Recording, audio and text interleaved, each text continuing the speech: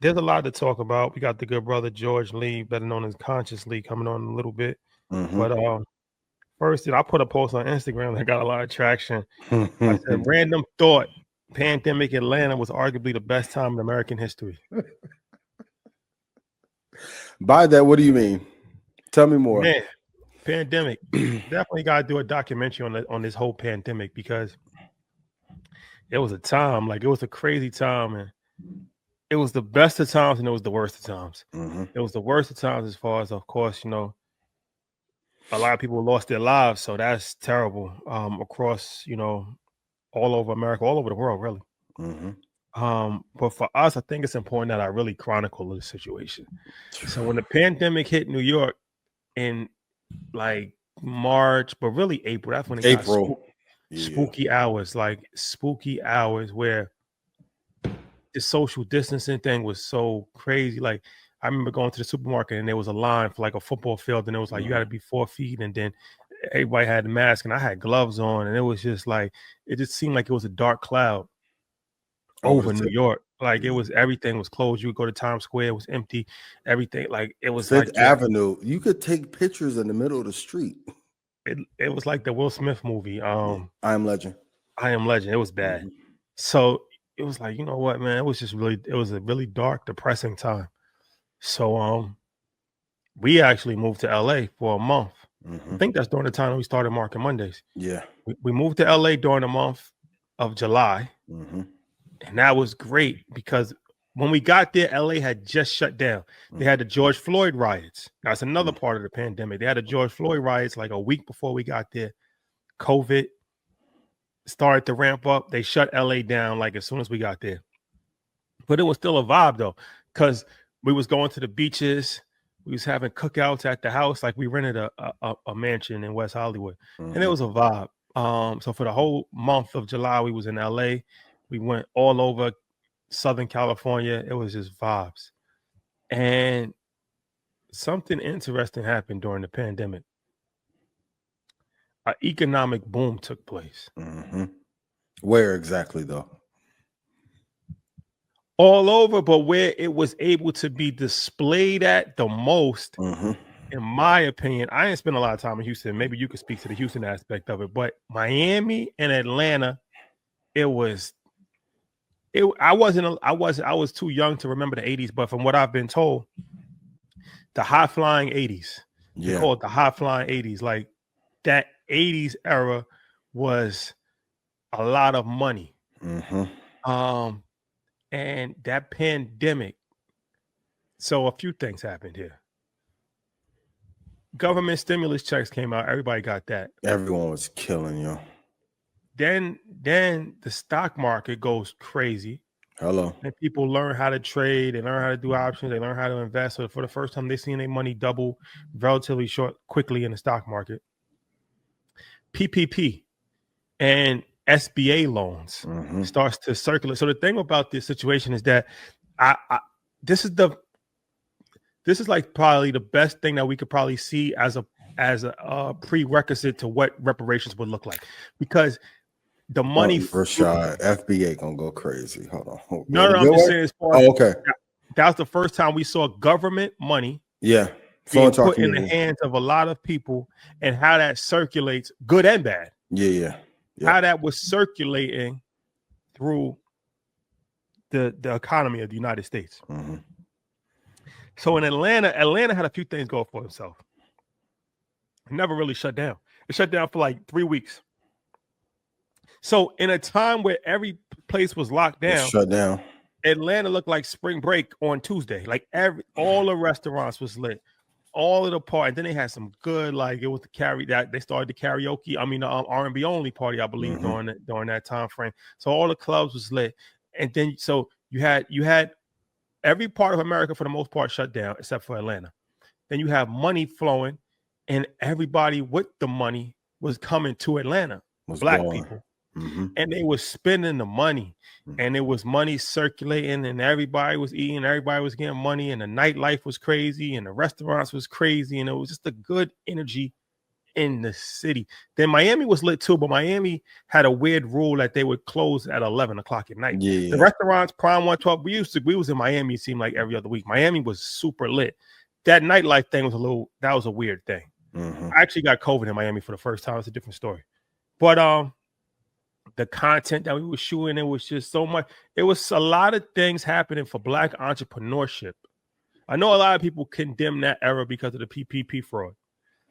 As you should be condemned. It's like Cocaine Cowboys. If you watch the movie Cocaine Cowboys, a large part of Miami's economic boom came from that era by drug money. Mm-hmm. That's a fact. And one thing about any level of money, it recirculates itself. Mm-hmm. Whether it's illegal, whatever, it recirculates itself, and it has some level of productivity over the course of time. So there was a lot of nonsense that was happening, but there was some economic upturn that was happening for a lot of. I know this personally, just seeing like there's Black entrepreneurs that made more money in the pandemic than they ever made, like brick and mortar businesses. Yeah. Brick and mortar retail shops and all types of different things. So the pandemic was an interesting time because, like I said, depending on where you was at, depending on your situation, but I've never seen that much money flow through the economy in a short period of time. And it was you can see it, you can notice it. Mm-hmm. And it was something that I've never seen before, and I haven't seen after. And that honestly, one of the reasons why Trump got elected, because people still remember that time, mm-hmm. and they equate that to his first presidency term. Yep. And they want that back. Stamp. Yeah. They want that back. That's the thing. Like people can't really explain, but they'll say like Trump had money flowing. Everybody was eating during Trump. And then you say like, okay, why? They can't really put their finger on it, but they just remember that pandemic era. Yeah. And they're like, we want that back. Even though the mismanagement came on his watch too. And the inflation started, it carried over the body. See, everything had the ripple effect. They put so much money, into the market. Yep. They said in 18 months, they put more money than they put in the past 100 years. Yeah. They put so much money that it actually devalued the money, but it took time for that to actually take place. Which led to the increased value of Bitcoin at a precipitous rate, because now the value of the dollar is falling so far. And then, of course, the hedge funds coming in about homes. And it's interesting. It reminded me of Great Gatsby. But for everyone in chat, the Great Gatsby happened. What happened after the Great Gatsby?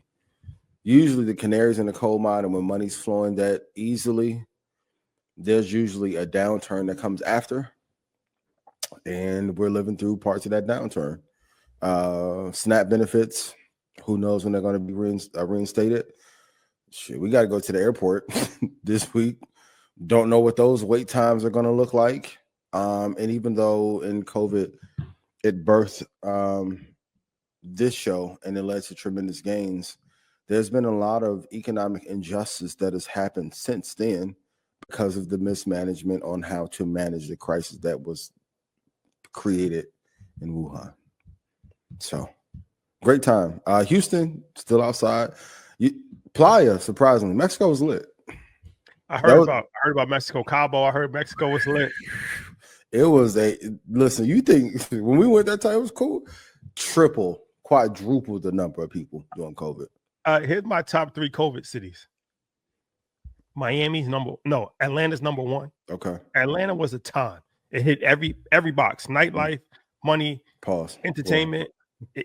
It checked all the boxes. Miami was a good time too. I ain't gonna lie. Miami was a great time for creators. All the creators was moving to Miami during the pandemic. It was just like a great time to just run into people. Bitcoin. Yeah. It was a great time to be a creator. Miami was the hub. It was the hub. The energy there was great. It's been a recession since, but during that time. During that time, it was legendary. Miami was legend. Like I said, we Prime 112, Swan, all those restaurants, man. Komodo. Energy was different. Oh, man. Different. You weren't afraid of getting sick? I got COVID in Miami. Let me tell you, I got COVID in Miami, COVID man. was crazy. I was doing good with the COVID thing. I didn't get COVID for a minute. And then I walk into this party, this Swan.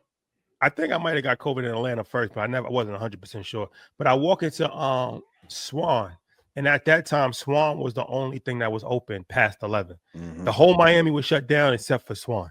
So I go to Swan, and it's a rooftop, and everybody, not one person has a mask on except Victor Cruz. And I knew in that moment I was in trouble. Yeah, because it was like 500 people in there, no mask. And I'm like, damn, this. And then shortly after that, I'm fucking coughing my lungs out. But I wasn't too scared though, to be honest. Not really promoting that. That's not the most responsible way to go about it. But feel confident because I remember I used to call you like, yo, you don't care? You're like, fuck it. I'm like Rashad. He's like, fuck it. If I get it, I get it. If not, still go. Hey, you different. That was a time. But the third one was LA. We had great times in LA because at one point we was in LA like every other week too. Yeah, LA was a vibe. Like, see, LA is a little tricky because it was shut down, but the house parties and the networking that was happening in LA, and it was just so much. It was a lot of energy. Yeah, a little dangerous. You gotta be careful. But yeah, that's just how you move. But man, that was pandemic was some of the best times of my life. You think? Do you want to get back there if you know what the outcome is going to be a couple years later? Do I want to get back to another pandemic? I didn't say pandemic, but that kind of time, that kind of great Gatsby. It'll be impossible to reduplicate that, I think. I don't think it'll never happen again in history. I don't think that'll never happen again. You don't think so? So many things had to happen. We had to get shut down, right? All of the distractions. There was no concerts. There was no sports. That's why I was so lit. That's another reason why I was so lit, because there was no alternative. Game 7. There was so you had to go out. You had to mingle with each other. You had to try to figure it out. You had to watch Market Mondays, Earn Your Leisure. Like it was so. Everybody was outside out of necessity almost. It wasn't just being outside just to have fun. It was like nothing else to do, and then people had money. So that's a good combination. Yeah. When you got nothing to do with money, that's brilliant. Like now you can brainstorm, come up with different ideas, network with this person, network with that person. So many. We would have to get locked down again, shut everything completely shut out, and then have an influx of money on top of that. I don't think that's ever going to happen again. Shit, if China had that way, we're going to be in a permanent pandemic, or at least shut down. Well, it's one of these things because when it first happened, it was like, damn, this is unprecedented. It's fucked up. It's canceling everything. Bad for business. We had a show. We had a show in Philly that was supposed to happen 2 days before they canceled it. And that's when it was like, yo, they canceled the NBA. They canceled. It was like, damn, this shit sucks. Like, we're going to lose a shitload of money. We're not going to be able to do events no more. But there's opportunities in every crisis. Absolutely. Start Market Monday, start traveling, start moving around. Do the Dame Dash interview in LA. We met 19 Keys in LA. We did some legendary stuff during that LA run. And stay locked in. Even though I wasn't outside as much, that opportunity for me was a time to shine and show my brilliance to the world. So like while the entire world was shut down, if you work from home, you was already living that life. So I would tell my mom, I'm like, oh, everybody got to adjust to like how I play bully ball now. So lock in, returns, get the investing shit lit like it had never been before for Black people, probably since Black Wall Street. So yeah, it was definitely an amazing time. But